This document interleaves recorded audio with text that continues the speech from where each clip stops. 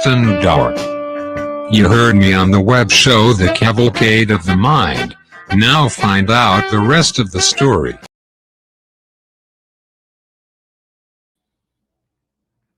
I'm Al McFarlane. Welcome to Conversations with Al McFarlane. Pleased to be here and pleased to have you along today. We want to continue a series that we created a little bit ago in partnership with the Stair Step Foundation. I'm pleased to announce and present as my co-host for today my dear friend Alfred Babington Johnson. He leads the Stair Step Initiative. Today's program is about the second in a series of town hall meetings on the Mndot I-94 Highway 252 project. I'll say that properly. It's properly called the Highway 252 I-94 EIS. It's a development improvement discussed and being planned for Brooklyn Center, Brooklyn Park, North Minneapolis. We're talking about that today. Brother Babington, good afternoon. Good to see you again. How are you? You have to unmute. I'm doing nicely, my brother. Good to see you as well. Well, thank you for being here. And for our listeners on KFAI, we've been doing this important work of trying to create engagement and awareness about important transportation issues for North Minneapolis, Brooklyn Center, Brooklyn Park. And we are pleased to have a wonderful relationship with leaders at the Minnesota Department of Transportation. And I am pleased to have a partnership with the Stair Step Initiative. Babington, let me have you begin this by informing our readers once again about the vision and work of Stair Step and how we've come to this forum on transportation. Well, Al, for Stair Step, the notion is that we're coming after the key issue of our times, and we consider that to be the breakdown of community. And when we talk about community, we're talking about the way people relate to one another.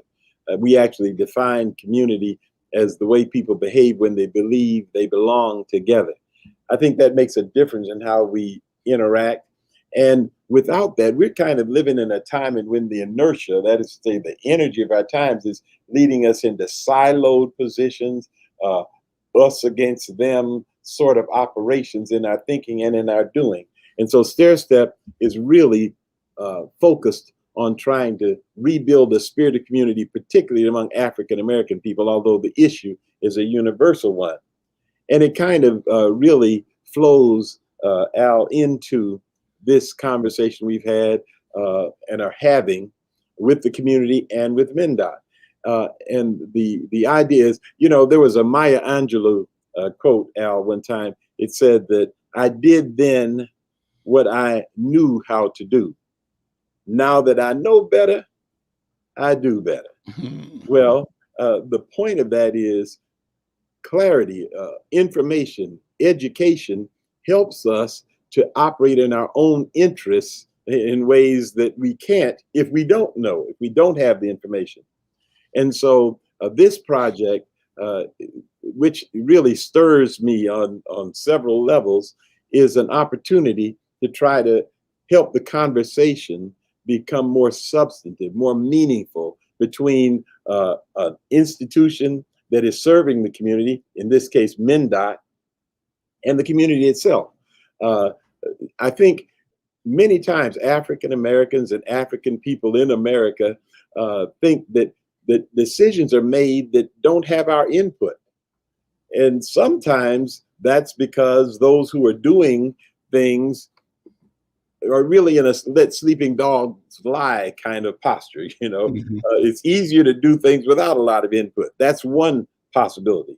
Another possibility is that the community itself isn't forceful enough in its own engagement or understanding enough about the situation to be involved.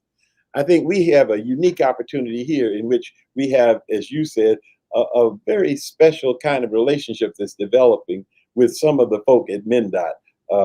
With Jerome Adams, who is the project manager for the 252-94 project, and with Chris Hoberg, who is the public engagement manager for this project, and with a fellow who used to be there, John Tompkins, who kind of brought us to the party. But the idea really was, can we facilitate a conversation? between an institution and an agency that really wants to do what needs to be done, and with a community that needs to understand the situation better and be engaged so that the outcomes are at least those that have our input. And one of the things that in our conversation with Jerome and Chris that often comes up is there are complex issues on the table. There's different points of view on the table. At the end of the day, nobody is perhaps going to be happy with all the decisions that are made, but we absolutely need to be involved in the discussion. So we're grateful about that, Al. And as you know, we also have asked some very important community folk to join us in this discussion on an ongoing basis. We have what we call a leadership council that's made up of pastors and lay leaders in churches and congregations that in one way or another are fully impacted by this project. And on today, we have with us also my dear sister, Hortense Holly, who's here representing her pastor in the extraordinary church, New Salem Missionary Baptist Church. We have a fellow I call the Arizona Razorback, one of the greatest voices and one of the best preachers in all the land, the Reverend Dr. Gaither Robinson, who is the pastor of Pilgrim Rest Baptist Church. And I hope he'll be able to get on, but we also have Reverend Dr. Francis Tabla with us. He's having some technical problems. I hope he'll be able to fully engage, but he is the pastor of Ebenezer Community Church in Brooklyn Park, one of the largest congregations of West African people in the metropolitan area. So we're happy, Al, to be involved in this dialogue. Well, I can tell you that I'm so glad that you were connecting with Insight News and Conversations with Al McFarlane for two reasons. One, the information, the discussion is a critical one. It's timely. And as you were saying, I'll say it more directly, Brother Babington, in the past, there have been times where our voices were not heard, our presence was not acknowledged, our input was not allowed or was ignored. And I want to commend the Minnesota Department of Transportation, particularly the leadership of our guests today, Jerome Adams and Chris Holberg, and their leaders, because there is a new intentionality that I think is worth noting and worth lifting up. We think it's a model for the future. How do we properly, fully engage those who had been marginalized for whatever reason in the past, whatever reason it's unacceptable? So we stand here today in conversation around important, decision-making about what kinds of sustainable lives we're going to lead, not only in the arena of transportation, but all the things that are affected by that as well. Health and wellness, economic development, public safety, access, all these things are on the table. And I'm glad that this is a forum that allows us to bring those ideas forward, bringing the voices of community with the leadership group that you've assembled, Brother Babington, and with the team at the Minnesota Department of Transportation. So I'm going to let you introduce our guest and sort of go into the areas we want to cover today. Okay, so let me begin, Al, by just asking Jerome, the project manager, a direct question about the overarch of this entire thing, because we have all these agencies of the government and of the state, HHS and the Department of Health and Commerce, etc., and we have transportation, Mndot, and I think often our thinking about it is pretty sterile. We think about it in terms of roadways and traffic lights. But I think what we found out in our dialogue with Jerome and with Chris is there's something much more substantive on the table. So I just want to ask you, Jerome, if you would just begin by helping us to understand what the mission of Mndot is. Yes, thank you, Reverend Al. How are both of you doing today? Good. Great. Thank you. Excellent. Thanks for having us on the show. So I'm going to start with a bland policy statement, and then we'll have a conversation about that. What does that mean? So Mndot's mission is to plan, build, operate, and maintain a safe, accessible, efficient, and reliable multimodal transportation system that connects people to destinations and markets throughout the state, regionally, and around the world. So that's the policy statement. Now, what does that mean? And buried in there is this word multimodal. What does that word mean? So what that means is that Mndot works on transportation, and that includes roads and bridges, it includes railroads, it includes ports, and airports. And in doing those, that includes passenger vehicles, freight vehicles, it includes pedestrians, it includes Americans with disabilities, and that is kind of our core mission. Specifically on this project, Mndot is in charge of operating I-94 and Highway 252. And so because we're in charge of operating I-94 and 252, it's our job to make sure that we maintain them and improve them as needed. And then one little factoid I throw out there, some people don't realize that Mndot, one of its functions is to operate as a big bank. And so what we do as a state transportation agency is we funnel the federal transportation dollars through Mndot, and we help get that money to local governments, such as counties and cities, so they can pay for the roads and bridges that they operate as well.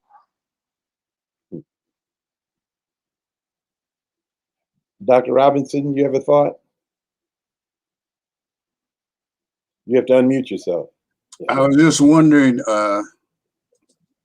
I got a question here, and about this project that deals with 252 and I-94 between Brooklyn Park and downtown. And I was just wondering if you could tell us why this is the focus of the project. Yes, Reverend Robinson, thank you very much for that question. So why are we working in this area? And so in general, the project has been identified that it starts in the south at 4th Street North and I-94 in Minneapolis, goes to the north onto 252, all the way up to where 252 hits Highway 610. So why are we working there? I think that's the question. Well, you know, projects like this and of this size don't just appear overnight. And so it all starts with, you know, we identify some of the needs, and some of the needs are that there's a crash problem, there's difficulty for pedestrians to cross Highway 252, there's connectivity problems. Those are just some of the needs.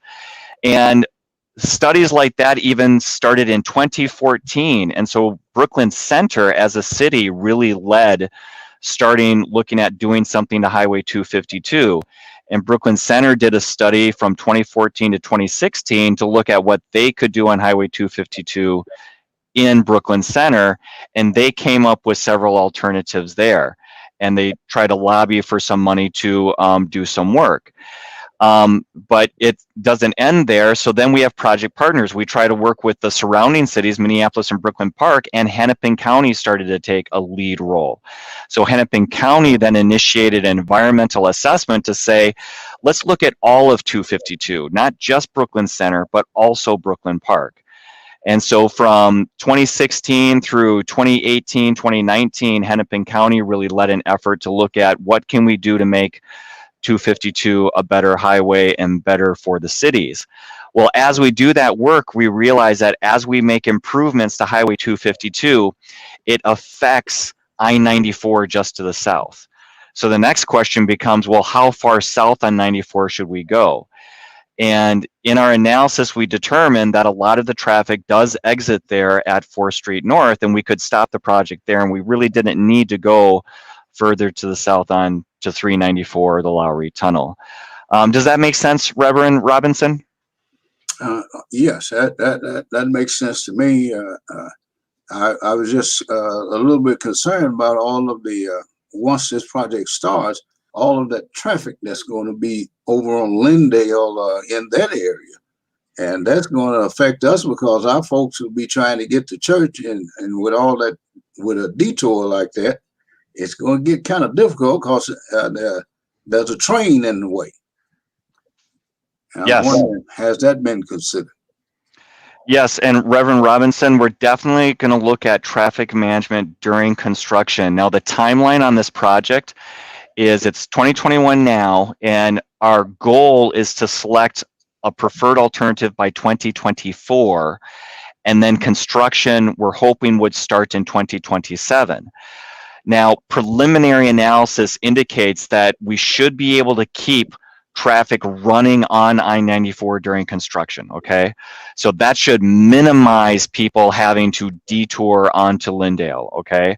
That is our goal, but Reverend, that is a conversation that we want to keep having in 2023 and 24 as we narrow down on that preferred alternative and really talk about, well, how are you going to manage traffic during construction, and how does that impact your parish, your church? And that is definitely a conversation we want to keep having in the future.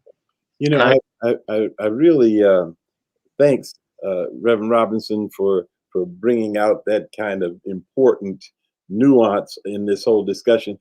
So I'm as you're talking, Jerome, you and Chris, you talk about these goals for the project, these large goals, safety goals, reliable transit goals. But I know that as you are planners, that as you have these goals, you also have sub things, objectives, other targets on the way to the goals. And I'm just wondering, what are the other kind of objectives that you have for this project? Chris, I'm wondering, do you want to tackle this one? Yeah, I think I think the first thing we always start with is kind of identifying what the purpose for the project is going to be, and then trying to identify what we call needs, or essentially issues on the transportation system that need to be addressed or need to be fixed. So if we put it in a high level statement, the purpose of this project is to improve the safe and reliable movement of people and goods on and across highways 252 and 94 across multiple modes of transportation. So it's not just people driving in cars, it's also people walking, biking, rolling, taking transit, any number of ways that people can get around. We want to make sure that we're turning an eye to those and understand how we can better move people in a safe and efficient manner.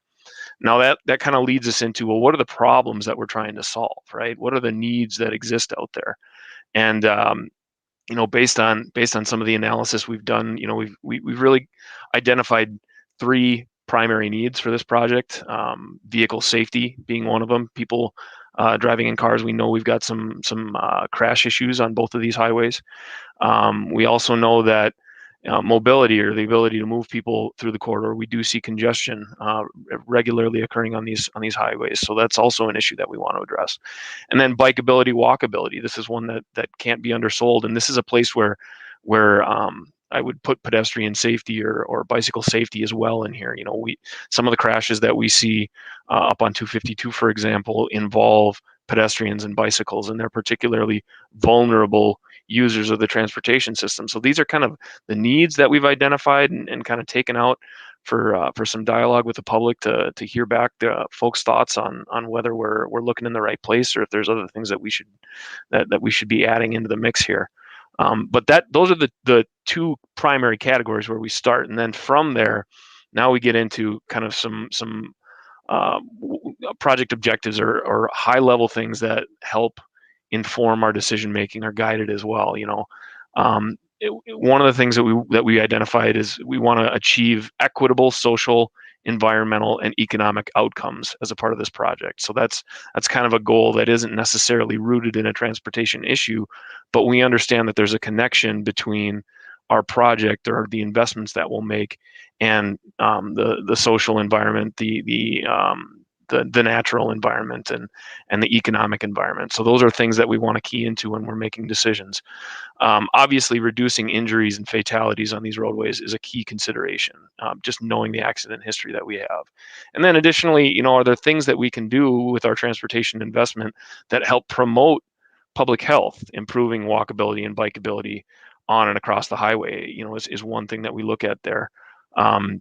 Obviously, one of the things I want people to understand about this project is it's not just a discussion about repairing pavement and bridges or replacing the pavement and bridges that exist, but to address some of the problems that we see out here, we're going to be looking at ways to improve that by changing elements on the highway, and that's an important thing for folks to understand. So it's not just we're going to go out and make a smoother road again, and that's going to fix all the woes that exist out here. We actually have changes that come along with that, and that could result in property acquisition. We want to minimize that as much as we can, and then ensuring that whatever things we do implement and the solutions that we do bring to the table are consistent with local agency planning and the roadway network that are out there today. We don't want to be breaking the system by making a fix that isn't sensitive to that context. So those are kind of the project objectives, things that are helping to guide our decision making. You're muted, Al. You're muted, Al. Fix that. Thank you. Thank you. You saw my lips moving and no words coming. I'm Al McFarlane. You're listening to Conversations with Al McFarlane. And to those who are listening on radio, we're also streaming this live on our YouTube and Facebook pages and at the Facebook page of Black Press USA. Our goal is engagement, to create as many ways for people to learn, to know, to connect, and to engage in building community. And I want to thank my co-host today, Alfred Babington Johnson, who leads the Stair Step Initiative, and thank our guest today, Jerome Adams and Chris Hoberg, both of the Minnesota Department of Transportation. Jerome Adams is Mndot's project manager for the 252 I-94 project, and Chris worked with him as the public engagement manager for 252 I-94. And so we want to continue the conversation. This is a great conversation. It's wonderful, guys, to be included in the discussion. That's, to me, the value is the intent you bring in having a straight up conversation with an Al McFarlane, with Conversations with Al McFarlane. And I'm here as proxy for the thousands of KFAI listeners, the thousands of people that follow us on Facebook and monitor us on other social media platforms, and who engage through the work of the church community that the Stair Step Foundation represents and beyond. So I want to bring another question in. You mentioned, Chris, among many things, this notion of equitable outcomes. I want to dig deeper on that. When you say we want to have equitable outcomes, what do you mean? Give me some examples. Go deep with that, if you would, Chris. Well, I think if we look at it on a high level, it means striving for solutions to these transportation problems we're talking about that don't leave historically underserved or overburdened populations disproportionately shouldering project impacts, right? Like that's just a high level thing that we're striving for. But I think there's also kind of a next step that comes along with that, and that's trying to understand, okay, are there disparities that exist? One, and two, within that context, the context of transportation investment disparities, what are the community's priorities? The communities that exist alongside these roadways, what are their priorities? We need to understand that to help inform kind of the decisions that we need to make about what to build. So, I think taking that next step and trying to understand that is an important part of this conversation. And we've come up with a tool that we're looking to bring to bear here and create a venue for a dialogue about health impacts and equity along the corridor, and give us an idea of how these decisions or what should be part of our decision making when we go down this path. So we have a group of neighborhood advisors we're bringing together to help guide this effort. We really want them to help us oversee the equity and health engagement associated with it, to help us understand what are the equity and health conditions that currently exist, how transportation can kind of fit into that, how what our opportunities and what our priorities should be when we're looking at these things, and provide input to our leadership and elected officials about project elements, alternatives, and how they're fitting within that lens that this group kind of helps develop. So I think, again, when we talk about equitable outcomes, it's about understanding benefit and impact and disparities that exist, and how transportation can play a role in moving barriers to good health or barriers to equity forward. Let's bring Nini in. You have a question, and you maybe unmute your microphone. And welcome to the program. What's your question or comment? Well, thank you very much. I do use this quarter quite a bit, between 252 and 94. So safety is always a concern. But is there, along this stretch of highway, is there more safety concerns than other places? Is it more dangerous than usual in other areas? And if so, why? Thank you for the question, Nini. The short answer is yes. That's the short answer. Yes, it's more dangerous. Now, what does that mean? How can I break that down? So on Highway 252, there was a total of 1,512 crashes. And of those, 654 reported intersection crashes between 2016 and 2019, so a 3-year period. But again, what do those numbers mean? The fact is, Highway 252 ranks as one of the highest crash roadways in the state. What we know is there are 6 signals on Highway 252, and of those 1,512 crashes in that 3-year period, half of them occurred at 66th Avenue or 85th Avenue. And that makes sense because those are the first signals that you encounter on, otherwise it's freeways on either end. And those crashes do include 6 fatalities. That means 6 people died between 2003 and 2015, and 2 people died between 2016 and 2019 for a total of 8 deaths there. So people are dying on this highway. And then to really kind of frame it, all 6 signalized intersections are in the top 100 worst signalized intersections in the state of Minnesota. And 66th Avenue signal is ranked the 2nd worst intersection in the state. So yes, 252 is more dangerous than many highways in Minnesota.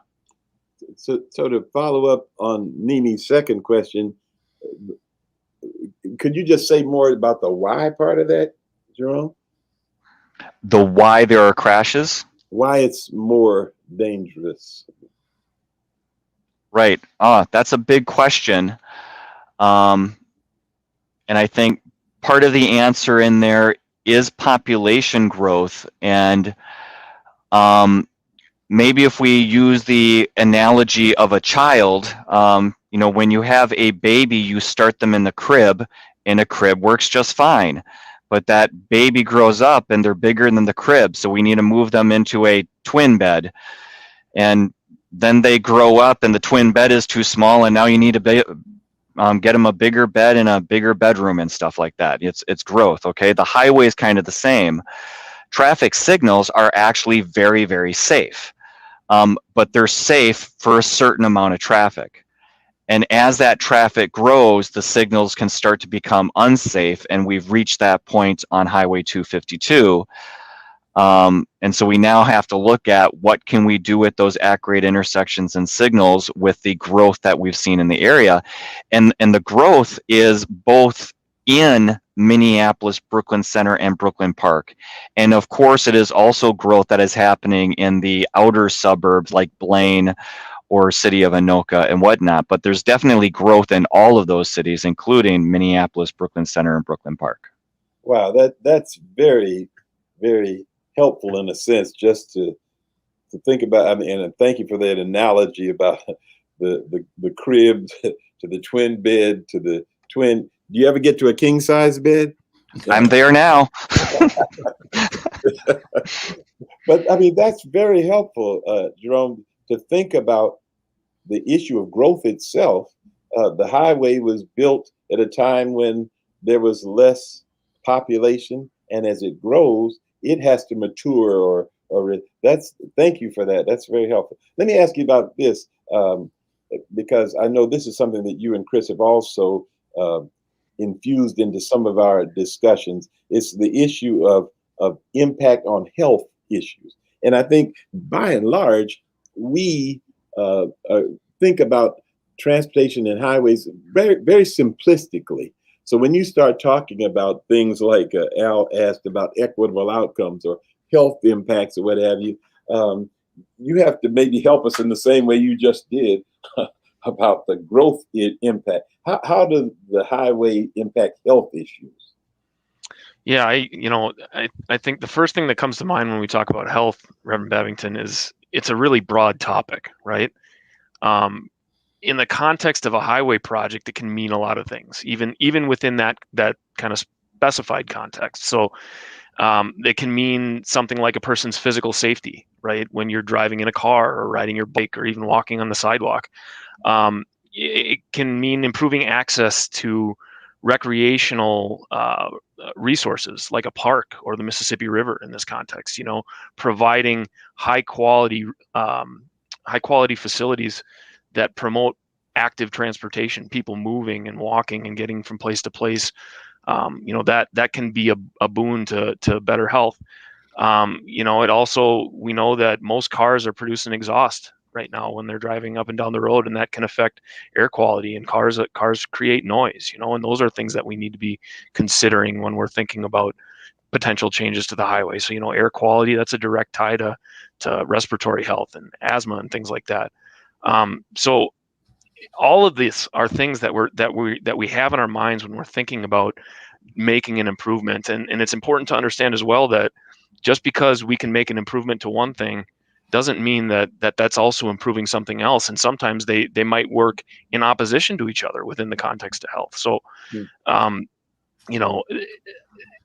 the conversation of health and highway infrastructure or infrastructure investment is a very complicated one. And it's sometimes at its own odds, depending on how you're looking at it. And that's all part of what we need to evaluate with these different alternatives.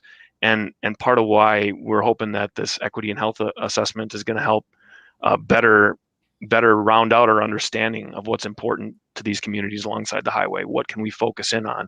So as we make decisions, we have a full picture there, and those decisions are informed decisions. Just to follow up that a little bit, Chris, you say doing equity and health assessments. What does that mean, really? Sure. Yeah, and Chris, I'm gonna have you explain that in a second. I just had a thought I wanted to add into this conversation before you explain the EHA. And one of the risks that Chris and I have is we can be on this radio show and we can sound like we know everything. And one of the reasons why we're working with StairStep is that we acknowledge that not only may we have a blind spot, but the government may have a blind spot with the community. And so we're working with StairStep to ask the question, is there something we don't know? And especially in this equity and health area, maybe exactly an area where there's something we don't know, and we're asking StairStep and the public, is there something about this project or an equity health we don't know and something we should look at? So Chris, in the previous 2 minutes there, said several things that we do look at, but we're definitely asking StairStep in the community, is there something we're missing that we should pay attention to? With that, Chris, can you explain what this equity health assessment is? Yeah. The equity and health assessment is a tool that we've kind of developed, again, to try and create a venue to have conversations with people that have a direct connection to the communities alongside the highway about equity issues and health issues that exist, and how transportation intersects with that, and how a potential project could advance one or another thing or several priorities alongside it. So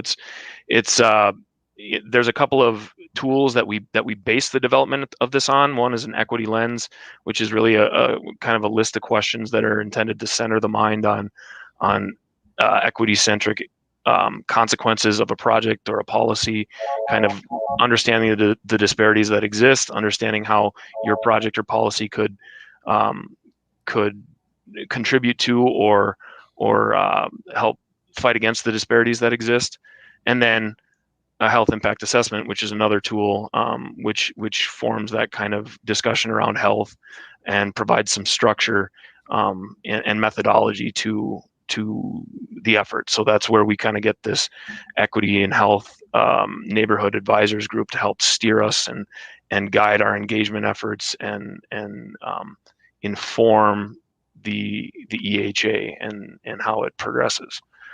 I don't know if that answered the question or not, but I sure hope so. Thank you, Chris. I'm Al McFarlane. This is Conversations with Al McFarlane. Today's program we call the Stairstep Mndot Town Hall, and we're discussing the project for the redoing of Highway 252 and I-94. It's an important corridor. It covers and goes through the Black community in North Minneapolis in particular, but also Brooklyn Park, Brooklyn Center, two communities that have a substantial Black, African-American, African immigrant populations. And what's significant to me in having this discussion, from my point of view as a communicator, it's one of the first times that the department has been extremely intentional in reaching out and creating a discussion, seeking feedback, seeking testimony, seeking challenges, as a matter of fact, with the intent of ensuring that all interests are being considered, being lifted, and that the best decisions can be made to create or to undertake the stated mission that is improving, transportation and access, as our guest stated today. I want to thank our guest, both Jerome Adams, who is the project manager for the 252 I-94 project, and Chris Holberg, who is Mndot's public engagement manager for the 252 I-94 project. And I always want to thank my colleague and partner, Alfred Babington Johnson, for creating this opportunity and co-hosting with me today. And I want to also acknowledge and thank Reverend Gaither and Sister Hortense Holly and other members of the community leadership team that have been engaged with you over a long period of time, trying to ensure that ordinary residents of our community, that members of our congregations are up to speed, are understanding that their voices and their interests matter, and that you all are providing with intention a listening ear, seeking to create the best alternatives for our community in this important work. And I want to go back to something that you guys mentioned early on. I think Jerome, either you or Chris, talked about in developments like this, it could be that there is a need to acquire property. And the fact is, too often, cities or states or the federal government have disproportionately impacted low-income people or people that seem to have less power when they make property acquisition decisions. What are you talking about?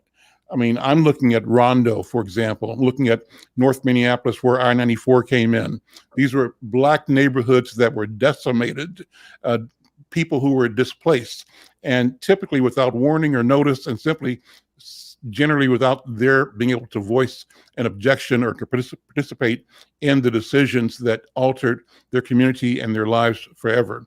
This is different because it seems to me, Jerome and Chris and Brother Babington, there's an intentionality in ensuring that all the voices are heard. So the question I ask is, go into how you are approaching this question of the possibility of having to acquire property. Should Black people be feeling like they're at risk again, or should white people be feeling like they're at risk? How do you manage the risk of residents in the community who may be impacted by decisions to acquire their property to create the best outcome for the entire community? Who wants to take that on, Jerome or Chris? Yep. I'll take that one. And again, thank you, Al and Reverend Babington, for inviting us on this radio show and asking these questions. These are very important questions. And we want to work with the public in showing the pros and cons of the alternatives we're going to consider. And, again, I'm going to mention schedule again. we're hoping to pick a preferred alternative in 2024. So we're starting a 3-year journey where we're going to do public engagement and show alternatives to the public and really explain pros and cons of different alternatives. And you're going to start seeing alternatives here coming out in September and this fall and whatnot. So I think what you said, Al, is how do you manage right-of-way acquisition? And I think the word equity comes in here, and doing public engagement is key. How do we manage informing the public if we're doing something unequitable versus equitable? And we do that through public engagement events like this and showing the public what each alternative does. Let's start, Al, by explaining that the governor of Minnesota and the commissioner of transportation acknowledge that the government has participated in systemic racism. And when I say the government, that's the federal government across the United States, and that's the Minnesota government in the state of Minnesota, and even our cities and counties. So they acknowledge the government has participated in systemic racism. And they want to make sure that on all projects going forward, and definitely this project, that we're not perpetuating that history of systemic racism. So you just mentioned rondos. So, you know, what exactly in right-of-way acquisition does systemic racism mean? It means that the government decides we're going to target a very specifically Black neighborhood, and we're going to demolish their homes so that we can preserve homes of white people. Okay, so that's systemic racism, and we do not want to repeat that. So how do we manage that? We do public engagement, and we show alternatives to the public, and we show the impacts and the benefits of each alternatives so that you can make decisions with us on what makes sense. So again, we've been studying this project since 2014, and one of the first rounds of conclusions was made in 2016. And back in 2016, a conclusion was, let's put in interchange at 66th Avenue. And in doing that, we identified that there would probably be around 10 relocations at 66, okay? Well, in 2016, you know, rightfully, those citizens complained and said, hey, I don't like that. Can't you put this interchange somewhere else? So we continue to study it in through 2018 and 2019 of, can we put interchanges somewhere else? Can we put it at 70th? Can we put it at 73rd? And we're going to do that again in more detail over the next 3 years through 2024. So Mndot, with StairStep's help, and doing public engagement, we do want you to pay attention to these alternatives we're putting out. We'll give you the raw data, you know, this alternative takes this many homes, and this alternative takes this many homes, and this one takes that many homes. Then we have to do this equity piece. Okay, well, it's not just raw numbers. Of those homes that each alternative could take, are you disproportionately impacting the BIPOC community? Are you disproportionately impacting another community? And we got to very carefully consider those. So it may be a situation that I want to remind everyone that equity does not mean equal. So, for example, this is a hypothetical. There could be an alternative that takes more property than another alternative. But when we look at the alternative that takes less property, maybe we find out that that seems to target the BIPOC community. And we go, well, wait a second, is that fair? Or would it be more fair to actually pick the alternative that maybe takes more property, but theoretically doesn't target the BIPOC community?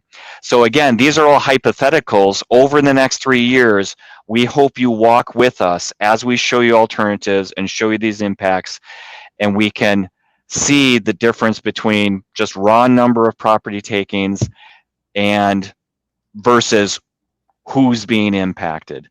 I think I will say, as we are not talking about a Rondo neighborhood situation where we're taking out city blocks. We are not talking about that. So again, I threw out a number. One alternative had 5 residential homes that would have to be relocated. Another had 10. So we're in that area. Mhm. We're not in city blocks worth of relocations. Got You it. know, Thank you. this is a very helpful conversation, as Al has indicated on more than one occasion. And some of it is for us to understand the high level thinking, the concepts that are involved. And another is to understand some of the lingo, some of the language that you're putting forward, and so that when you're saying spoon, we recognize you're actually talking about something that could help us with our cereal.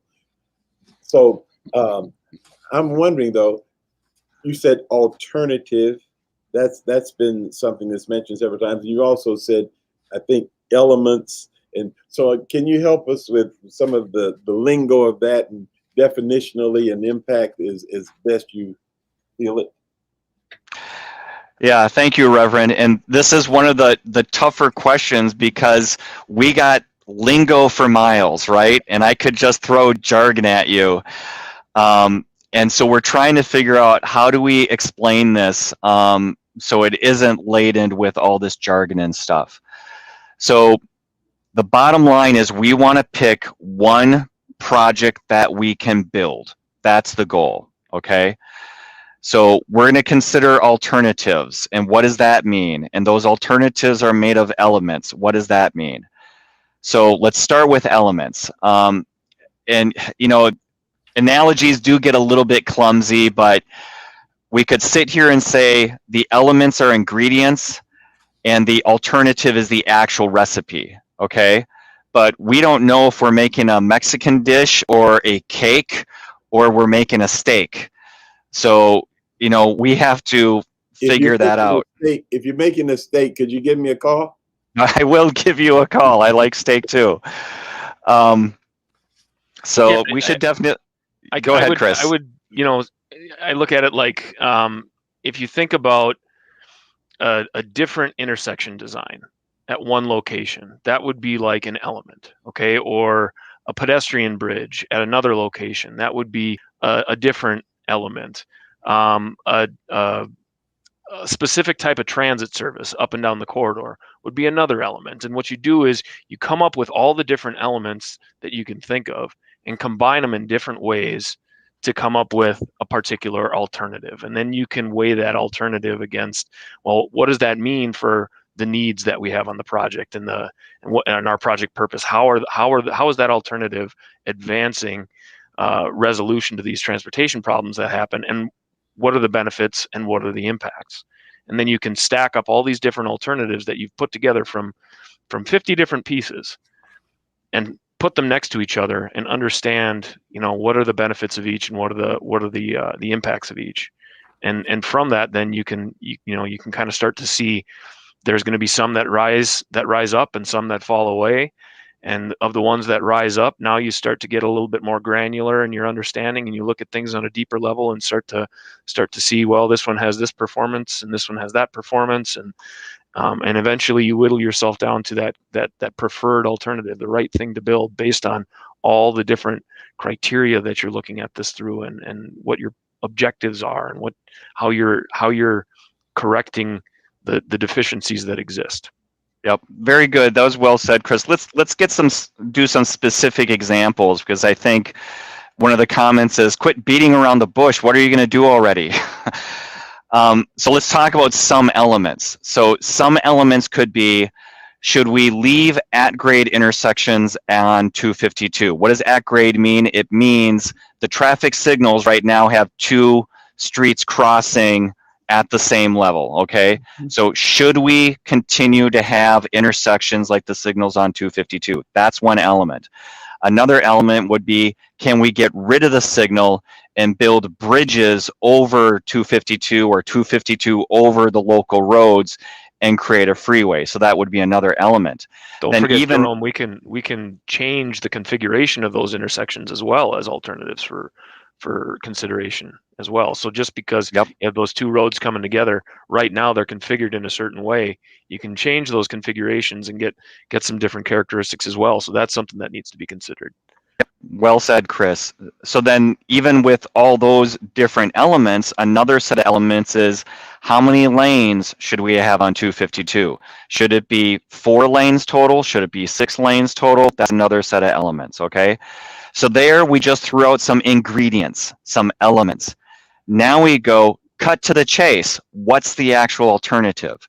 So again, if you look at the 2016 study, which again, we have this on the Mndot website, or the 2018 public engagement, you'll see some alternatives that were done there. So one was, let's get rid of all 6 signals and let's put an interchange at 66, an interchange at Brookdale Drive, and an interchange at 85th. Interchange means what, Jerome? Sorry, that's putting a bridge over 252. So like, you know how 252 and 694 cross each other with a bridge and ramps? Mm-hmm. That's an interchange. So thank you for asking that question, Reverend. Again, more jargon and whatnot. That's a good question. So that would be one alternative. Get rid of all the signals, put a bridge at 66th Avenue, a bridge with ramps at Brookdale Drive, and a bridge with ramps at 85th Avenue. So there are other alternatives. So one of the comments was, but we don't want an interchange or bridge and ramps at 66. So can you put it at 70th or 73rd? So yes, that's another alternative. Okay, let's move the bridge to 70th, or let's move the bridge to 73rd. And so those are examples of some alternatives that were looked at in the past. We'll look at them again through the next 3 years. And another step that we're going to do is ask, is there an idea or alternative that we're missing? Should we consider another alternative? So again, I do think the public is kind of getting to the point of cut to the chase and tell us already what you're going to do. So come September and into this fall, we're actually going to start showing you, here are some alternatives we're considering. What do you think? And again, remember, it is going to take some time. We have a 3-year process to really go through all of that and their benefits and impacts. And hopefully we can pick one of those alternatives in 2024 for something to build. Jerome, you talked about the elements at 252. What are some of the elements for I-94? Same scenario. Tell us what the options or elements are for I-94. That's a really good question. Thank you. You know, we have a lot of this focus on 252 because the crashes are really up on 252, and the ability to cross 252 is really hard. 94 doesn't have those problems as much, but again, what we do on 252 impacts 94, as we discussed at the top of the hour. So what are we doing on 94? So first of all, I want to jump back to that right away question. So far in the last 5 years, when we've looked at alternatives, we did not see any property acquisition on I-94 or in Minneapolis, okay? All the property acquisition was along 252, either in Brooklyn Center or Brooklyn Park. So right there, that kind of indicates that any work we're thinking of doing on 94, we actually think 94 is left kind of as it is, meaning all the bridges you see there today remain. All the ramps connecting to the freeway remain. So what are the things that we might do? So one of the things that we might do is we might add a lane in each direction between Dowling Avenue and 694. And you would ask, why would we do that? One, if you look at 94, it's actually 5 lanes in each direction south of Dowling, but north of Dowling, it's 4 lanes in each direction, okay? Then when we make an improvement on 252, we got to ask ourselves, how do those lanes from 252 mesh with the lanes of 94 to continue on? And one of the options was, it looks like we should really add that 5th lane in each direction between Dowling and 694. So then when you talk about adding lanes, one of the needs we did not discuss is that transit is in fact a key part of the needs and the purpose of this project. So we want to make sure we're looking at transit improvements, both on 94 and 252, but also locally in the local streets. So if I say we might add a lane on 94, and again, this is an alternative, it's not a decision. The question is, well, is that just a general purpose lane? And that means just a lane that, you know, all cars and trucks can use? Or do we make that lane a managed lane? What does a managed lane? Now, this is a little bit confusing because we just changed some names. I don't know if you noticed this, but have you seen the MnPass lanes around the metro? You'd see a sign and it says MnPass, MnPass. We just changed the name MnPass to Easy Pass, okay? The bottom line is when those are signed, those are express lanes. And those lanes are open to all users 20 hours of the day. But during the 4 hours of the peak rush hour, it becomes what we call a high occupancy vehicle lane, or if you're one person in a car, you would have to pay a fee to use it, okay? But that's only 4 hours a day.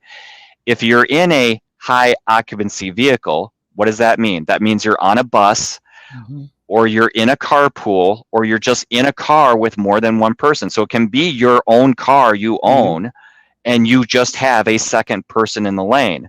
You can use that lane during those 4 hours of rush hour for free, as long as you have more than one person in that car. But if you want to drive that lane with only one person during those 4 hours of rush hour, then yes, we say you need to pay a fee, and the average is around $1.25 in rush hour. So we're going to consider, should we have it be a managed lane like that? And that helps improve transit because that managed lane actually is less congested than the other lanes. And so buses use it. So if you're a bus user, you have a more reliable trip because the buses usually move faster along those lanes than the congested lanes next to you.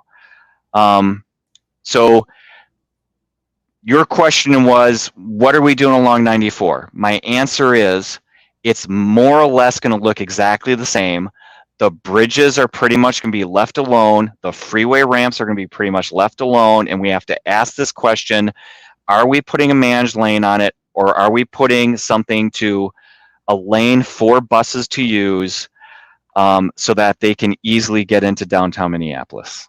The other part to that, sorry, I don't want to forget that we have improvements to the crossings that we have to look at as well. Are there non-motorized connections that there's a need there? There's a variety of other elements that go along with that, not just focused on freeway specific, but also like substance for another show. Al, you're running out of time. We're out of time almost, but I want to take a quick second, Chris and Jerome, just because it's so important that these plans include transit elements like biking, roller skating, and walking. So just take 30 seconds or a minute to say how you figure that into the matrix of creating effective transportation and access. Yep. Do you want me to tackle that, or you, Chris? why don't you go ahead? I can augment if need be.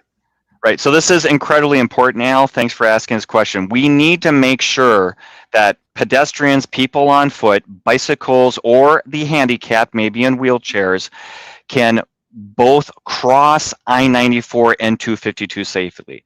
And again, the biggest crash problem and pedestrian problem is 252. It is dangerous to cross those signals, okay? And pedestrians and bikes have been hit at those signals. So one way we can help that is if we eliminate a signal at an intersection, we could install just a pedestrian bridge and have those pedestrians and bikes go up and over, just like there's a pedestrian bridge at 85th Avenue right now. Or if we create an interchange, so a car roadway bridge going over 252, we can make sure there are good sidewalks on both sides of that vehicle bridge that allow pedestrians to cross 252. And again, they're not physically having to dart around traffic on 252 because they're going over it or under it. Let me jump in. We got 30 seconds left. Chris, you've got some meetings coming up. You want people to know about, take 30 seconds and invite people to weigh in. Yep, absolutely. We've got about 15 pop-ups scheduled in the next couple months here. Those are just meetings where we try and meet people where they're at, be that at the grocery store, at an event going on in the community. Typically not advertised, but we also have some upcoming online open house material coming out, and we're planning on some meetings in that September timeframe.